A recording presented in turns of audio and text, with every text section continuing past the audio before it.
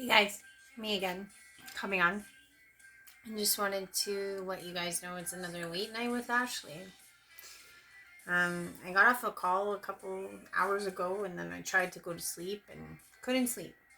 And it's been like that for several days now, ever since I got to this 2024 transition. It's a transition point.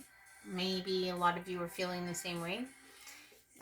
What I wanted to talk about today was this idea of intent. It's a late night talk, but it's still stuck in my brain and it's not going away. And there were some serious things that are being proposed to me in these last days that I wanted to talk about. So, intent, what is it? How do we signal to ourselves that we're doing things of a high intent? How do we know where our heart lies when it comes to intent? Why is heart, love all intertwined with intent? For those of you that know me, hello. For those of you that have never watched me, this might throw you, but how I have had to delve into this in this last month, if you did watch, I was trying to purge out every single nasty feeling and emotion I had attached to my heart because I wanted my vehicle, my chakra, to be fully opened. 2024, we're going to be brought with all this beautiful, beautiful energy, a heart space energy, abundant heart space energy. And it was really my intent this entire time of these last months, as I was leading up to it, as I was being signaled by source, by spirit, to show me that my heart was still closed off. And I know it. I know when certain, when my chakras are on or off. Like right now, I can say that my heart is open, but it's still got fragments that are still lingering. And the thing is that because love is the most powerful thing. And intent is one of those things that you can control in this world. A lot of us are under the illusion that we can control much. And that is a falsity in itself. A lot of us think that we don't have fears. And that's a denial and a falsity in itself. A lot of us think that, we don't accrue karma. And that's a falsity and a denial in itself. Because sometimes we don't realize that the actions we put forth cause ripple effects to others. We can accrue karma without knowing it. Some of us don't want to face fears and say to ourselves that we're not scared of anything because maybe we found solace and strength in running away from our fears in the most honest respects. And I'll show you how this applies, and I mean to everyone. And lastly, why intent is so big right now and why I think it's something that we need to really, really pay attention to, like I said about ego, is because as we're moving forward into this abundant energy, and if we are trying to make our hearts the most efficient vehicle out there in order to absorb this energy that's coming towards us, the better our vehicle is to absorb it is going to be a huge identifier into how much we can take in. And as like myself, you might be somebody who's trying to manifest a very prosperous 2024. And the thing is that intent is kind of going to signify or identify how much of that abundant energy we can actually absorb into our vehicle. So I had to take hold of some of these fears because the thing is like I said, love, huge force, biggest force, all encompassing emotion. And to navigate an emotion such as love is quite difficult. Our intention can be flawed, our intention can be egoistic. Some of us, and I'll give you an example of what I mean by this, is that there's a lot of people that participate in faith. There's a lot of people that participate in church and mosque and synagogue and temple, whatever the case may be. And the hope and the intent that we would hope for all these faithful is that they go to these places in order to connect with source, in order to connect with their I am, with their highest self, with the abundant self, the all-knowing self of selves. And the thing is that a lot of people sometimes just go to these places because of what societal pressure. They go because they feel like if they put in these proverbial works or merits, that they're going to count for something at the very end. And in a weird way, there is this fear that people may have as the faithful, that there is some type of, negative place they can go to should they not participate correctly. And the thing is not to say that there may be a place called, like the darker side of life, or hell, if you want to call it that. And some of us feel like, oh, we need to do our best to not accrue sin or to cause sin, or but then we don't even know what sin means. We don't even know that sin is something that we do willingly on a day-to-day basis sometimes. And that those little scars on our heart are actually what sin is. And that the thing is that as you scar yourself more frequently, your frequency goes down. And the projection that you're being faced with in this world can also be a metaphorical hell in a sense. So the thing is that sometimes intent is where it's really at. Like if you're going to church or to synagogue or to those places of worship, and you're not really taking heed and really showcasing your intent to connect, and you're doing it for the works or for the act of, for like in a sense to save yourself, you may miss the mark, you may miss the point, because really and truly, um, your intent is everything that you can control. Much like I said with the reaction of emotions, you can control that as well. But aside from that, you can't really control much. So if you're going and you're praying because you think it's a duty, or you think it's going to help you in some way to deter from any type of judgment, etc., you may come into a crux period when you are being asked or posed these questions like, what was your intent of your reasoning behind what you were doing? If you were to come with your proverbial sack of merits and drop it off and be like, oh, look at everything I've done, mom and dad, it's been great works, all great works. And if mom and dad were to ask you something like, was it of the highest intent? Did you really get, through this earthly life and fulfill what you came here to fulfill? And obviously, when you pass on, or when you are put in those situations of judgment or weighing, you are of a soul self, so you're never going to lie to yourself. You're going to tell yourself, you know what, I could have done better, or you know what, that wasn't what I was really going for as a soul in this lifetime. And you may have to come and do it again, or you may have to really work on your intent of why you're doing things, because sometimes this even happens with what they call NDEs, like near-death experiences, where they get that review of life and then they realize, oh, hey, I missed the mark, and I gotta go back and I gotta try to take from this point on with my intent to do exactly what my soul was calling me to do, or my heart was calling me to do, in essence. And the thing is that for myself, as I'm trying to navigate and open up this beautiful vehicle here as best as I can, so that I can absorb as much as I can, I'm looking at my intents for why I'm where I'm at right now. This is a full cycle moment for me, and I bet it is for you guys too. We as chosens, light workers, empaths, star seeds, you name it, we all came here for a reason. And the thing is that we're in different waves even. You know what I mean? I'm seeing some of my brothers and sisters going through the trials and tribulations, and then they're gonna, keep going on their journey. And then some of us have others that are way ahead of us too. And the thing is that soul expanse and that soul absorbance of our time here is what is the true merit. And I'll give you an example. Let's say, for example, and I think most of us know this example, but I bring it up.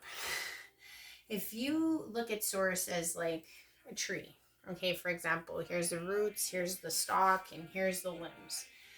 When you think about mom and dad, and I call them mom and dad because I truly feel like creator is a father, mother, a feminine, masculine energy. If that's a concept that's elusive to you, please, I do implore you to look out into nature. It's everywhere, that feminine, masculine consolidation, that energy, that creative force that is ever present in nature is ever present in our lives. And the thing is that the source is a combination of the two, but yet it's still a tree. Okay, so it's still one that is in part of two parts. And the thing is that those two parts ebb and flow, ebb and flow, and ebb and flow. And most people would say that source is love in its entirety. And since love is the largest expanse of an emotion, it is very difficult to navigate. So the thing is that these two energies, in my experience, do seem very much like parents, like mom and like dad. And most of us, as teenagers or children, we all knew that we could go to our mom for one thing and we could go to our dad for another thing. We knew what we could do and what we couldn't do with what those two parents offered. And similarly, it's the same with God. Because the thing is, sometimes dad will be wielding his influence onto you, and sometimes you might feel like you're being put in trials and tribulations that you may not handle very well or you're struggling with. And sometimes mom has to step in and, put a little ease on the brakes of your soul evolution and growth. Maybe not to the fervor that dad was trying to get you to reach. So there is that push and pull all the time. And the thing is that for me, in my experience, since this was my second attempt at this ascension period, my largest fear stemmed from being to losing source again, losing love, losing sight of my intention. When I came out of the gate, I had been in the barracks for so long that it was just a blessing just to get the chance at this one more time. And the thing is that now that I'm at this checkpoint, now that I'm at this weighing, I was being asked questions like, is this of the highest intent? Were you acting in the highest merit of self? And the thing is that I was being put in a situation where I was having to look at my destiny versus my dream. And it's a very scary thing because most people are like, what are you talking about? Your destiny versus your dream. My love versus my other love. So it was like, this is how I'll explain it. I was watching I subscribed to this channel, and a lot of people think that they don't have fear. A lot of people think that they don't have karma. A lot of people feel like they are above certain things that they may not be. And we have to be more vigilant in our intent of understanding that when we are going to receive something as abundant as love, knowing as much as we can all the facets of what that emotion and that expanse is going to lead to the wholehearted opening of unconditional love. Mom and dad, source, have this capability. Okay? Now, here's my example. You're a child. Your parents go off for the weekend. And your parents, before they left, were like, oh, you got to do the dishes. You got to clean the house. You got to clean your room. It's a mess. And you say to yourself, like most teenagers or any child, mañana, mañana, mañana. And then at the very end, when your parents are going to come home, you're like scurrying, you're trying to do all the work, you're trying to get everything finished. And it is somewhat half-assed and it is somewhat sloppy because you waited till the very end. And the thing is that the child is not in respect of the parent in that situation, or their intent is of one where they feel like they're going to get ridiculed, or there's going to be some type of penance or some type of backlash for not achieving what they needed to achieve by the time their parents got there. And a lot of us did it. And a lot of us continue to do it. And a lot of us know exactly what I'm talking about. The parents are happy that you did the work. Like, don't get me wrong. Mom and dad are going to be happy you went to church. Mom and dad are going to be happy you went to pray. Mom and dad are going to be happy that you put forth your best effort, let's say even in sports or work or whatever the case may be. But the thing is, as parents, knowing that it was half-assed, knowing that it was sloppy, you would have been so much happier if the child just automatically was like, you know what, my intent is to show my parents that I respect them and that I love them wholeheartedly, and I want to do the work and I want to pull my weight because that's what they deserve. And you do the work preemptively. You do the work before you're asked to show them that that's what you mean and that's what you intend to be and do. So that's just an example of what I mean about where your intent lies when you're living in your truth of your acts. Because the thing is that, are you doing it to save your ass? Are you doing it to save yourself? Are you doing it so that you can look a certain way when the time comes? And the thing is that this type of weigh-in is to a source that knows you wholeheartedly, that does have unconditional love, and that will continue to love you regardless if you did the work or not. But the thing is, do you love yourself in the face of that intent? Because you will be judging yourself too. You know, as a soul, as someone who came here to achieve things, not only do you have mom and dad providing you everything in order for you to co-create and achieve your biggest destiny or your biggest wish on this planet, um, you are going to hold yourself accountable come that time too, because you're going to know if you did it for the right reasons. You're going to know if you were really about it, or if you were just doing it so that you wouldn't have to get the backlash at the end or during, etc. So this happens in sports, this happens in jobs. Like, are you doing the best job you could do because you want to get, the accolade of being, worker of the month? Or are you getting into sports because you want to be the MVP and, get that fat paycheck? Or is it because you love the sport? And just like my reference again with Forrest Gump, are you running for the sake of running, or are you running for the runners? Because even as this time moves on, I know that I have to really be okay with love. Love is so hard to navigate. Love is huge to navigate, and there's so many facets to it. Like, I'm going to bring up another subscription that I follow that really, really showed me something in these last weeks. It's a subscription to this page where basically there's an interviewer, and it's like called Hidden Messages of Love, something like that. Like, don't quote me. But basically what this interviewer does is he says to these people, have you ever been in love before and you didn't tell the person? And almost everyone on these different videos says yes. Yes, I have. So the interviewer asks the person, hey, would you be willing to write a love letter to this person and wholeheartedly express yourself? And they're like, sure. It's going to be cathartic. It's going to be healing. I'll do it. No problem. So we as humans are totally okay with that expression of self until the interviewer gets to the end of that sequence with the person and then says to them, are you willing to send that letter?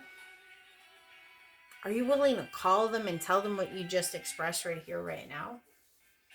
And I'll tell you, it's very few and far between videos that I actually see somebody with the gumption and the intent of really being in love. So they will call the person or share the letter with them.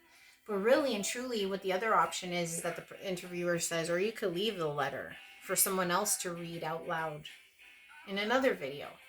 And I would honestly say that almost 97% of the people tend to leave the letter. Because what comes with that abundance of love also comes something else, which is the fear of losing it. So in my case, what I meant love against love, my love of my dream came in direct conflict with my love for God. Because the thing is, I couldn't have both. If I was to keep to my highest intent, I couldn't get all bamboozled with thoughts of my dream coming true. Finding that partner of mine and having us conjoin efforts and being the best partners and really, going through life together and hitting those challenges and those missions and doing them together. That was my dream. Because since I can remember, I'm a love being. Never had love, always wanted love, and always wondered what I would achieve if given the opportunity. But the thing is that as Dad was showing me all of these different things about this conjoining, it could even be internally with the masculine and the feminine, as I do refer to God all the time as mom and dad, as mother, father, God, because like I said, that tree, two branches, it's still a tree. But also at the same time, it is two energies, the feminine and the masculine. And the thing is that as time was going on and I was starting to see that It was just getting too complicated. The dream was interfering with the destiny. So when this time came that I had to really say to myself, do I want this full expanse of heart? What was I going to have to let go of? I had to let go of the dream. And it was hard, and it's going to continue to be hard. But the thing was that I had to be real with my intent. My intent was to do the best I could possibly do in this existence, to bring forth the most love through this vehicle as I possibly could, because that would be the ultimate intent, the highest intent. And the thing is that as time grew on and I realized that this other counterpart of mine wasn't participating, I knew what the mission was, and I knew that I was hoping and praying that I wasn't going to have to do it by myself. Simply because, two heads better than one and all that jazz. And also at the same time, too, what fun would it be to finally do something with somebody? I don't know how many sunsets and how many sunrises I've had to see by myself. I don't know how many movies I've had to watch by myself. How many trips, how many voyages I've had to take by myself. So this idea of my biggest dream being this person who could navigate life with me was very tempting. I now know, because I've gotten word that, at least from what I can understand, is perhaps this counterpart is not going to be partaking this time around. And it was kind of gut-wrenching, because I was like, wow. I was like, well, if I have to decide between moving forward and, trying to navigate this large emotion of love, I also have to be okay with the flip side, which is exactly like I said in that channel, where the people were asked in proposition, like, have you ever told this person that you love them, right? The people didn't do it, because what comes with this beautiful emotion of love is also this beautiful fear of loss. And I was more worried about losing Source than I was of losing my love of my life. Because the thing is like, I don't truly know what is to come of them. I do want to let them know that they saved my life twice, and I'll always be indebted to them. So in any other lifetime, if they need me, I'm there. I'll sign that contract. I'll help them out, because they help me more than they'll ever know. I may not even be the person I am if it wasn't for them. But the thing is that I have to understand that if I do love them for who they are in their entirety, in order for me to be as true to my intent as I have been since I came on, since I've been alive, since I've been a child, since I've been whatever, I always knew that there would come a day that I would be perhaps faced with this again. And I was going to choose my destiny this time. And I was going to have to say goodbye. And the thing is that I do love this person. I'll always love this person. I'll love them probably for eternity, because God loves me for eternity. God was there to take the pain. God was there to absorb all the heartache that I've ever put the I am through. And I know I have tremendously. God doesn't want to see us falter. God doesn't want to see us in pain. And every time we are in pain, and every time we are put in positions that hurt ourselves, we are also hurting Source, because Source is us and we are it. So at the same time, it's like we're hurting ourselves. So it is tough to have to realize that it's odd, because the thing is, the freedom of choice is something that is afforded to all of us. So as much as I had wanted or wished that I wouldn't have to take this on by myself, I was faced with it. And when it came down to it, I had to be like, no, the world is what I need to be focused on, because that is my highest intent. I have to be okay with letting go of my dream in order to reach my destiny. And I don't know if this is what you guys are going through, because in my situation with intention, I don't want to be that person who just prays the rosary just to get it over with, to hope that one day I will, get to those gates and I'll be able to say that I was a devout prayer, or a devout Catholic, or a devout whatever. I honestly want to show up and say, you know what? I only prayed even once, and it was with the most heartfelt heart I could ever do. Something like that, you know what I mean? And it's kind of messed up because I was left in the dark so long about this situation. From the beginning of the hop of when I came on, it was like Dad was always showing me this two becoming one situation. And I feel like I didn't know what it meant because I was like, oh, maybe it's another person. Maybe it's another partner to help me in this situation. But really, now that I stand here, I think it was me just combining my efforts within myself. I was going to combine my masculine and my feminine. I was going to have to unite within myself. The two becoming one to the trifecta, I don't know if I'll achieve that on my own, but at least as a soul union, I can unionize myself. So that has to be enough for now. Intent is where it's at, because in order to accept all of this new energy that's coming, we have to be okay to lose love. It's a part of love. It's a part of the whole encompassment. That's what allows us to become unconditional. Because it doesn't matter if we got to experience it. It doesn't matter if if it was tangible, if it was touchable in this lifetime. It is. It's ever flowing. It's ever existing. And it's the same as source. It's the same thing. And the thing is like, in order to understand source, you have to understand love and all its pitfalls and all of its good points and all of its bad points. And I'm not even saying that the word bad is even the right way to put it.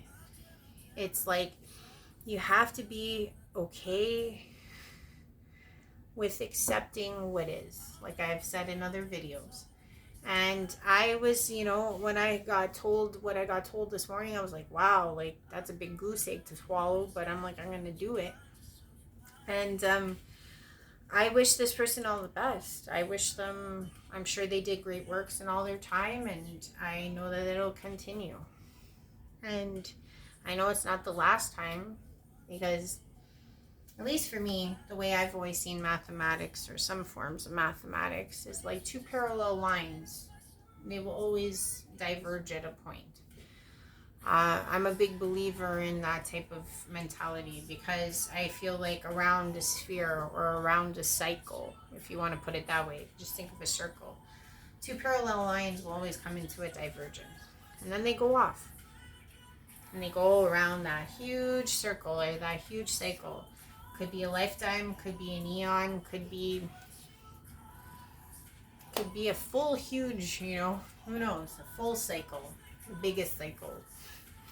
But it doesn't mean in an infinite expanse that does not happen again. And it does. And I have to be okay with knowing that it may not be now. But you know what is now? My intent. My intent is here. My intent is real. It's tangible. It is something I can touch right now.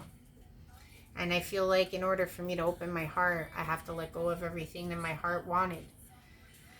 In order to absorb whatever I need going forward, I have to let go of parts of my heart that I held on to in perseverance, in trying to, go around pain.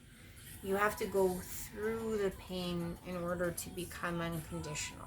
In order for the intent to be and ring true of the highest intent. So I truly was brought to you today with this. I couldn't sleep. It was something that was slightly hard to swallow, but I know after everything I've been through, I'm on the no plan.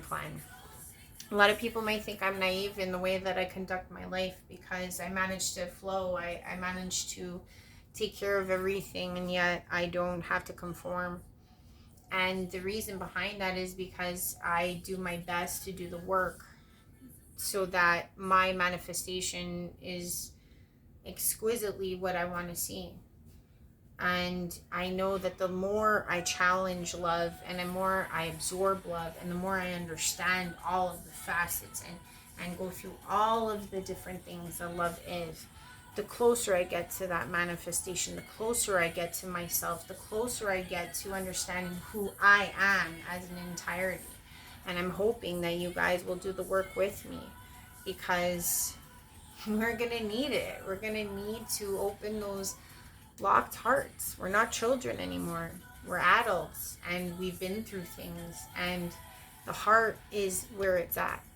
So if you're being pinned against two objections, and one's leading you one way and the other one's leading you astray, go back to your intent. Know what your main reasoning is for doing what you're doing at this time, and you'll never be led astray, ever, ever, because that's what rings truest to your core, to yourself, to your I am presence. I hope this helped. It's going to be a strange one, but I'm just going to do what I do, put that proverbial foot in front of the other. I know that source and spirit's going to navigate my way. I know that I have more brothers coming on to help me out with this, because I don't know if this was actually, well, I mean, there's always backup plans. There's always other versions of timelines that occur because of decisions that are made. So, you know, we'll see what the future holds, but I know that I've got to stay true, and I hope you guys are as well. I love you lots.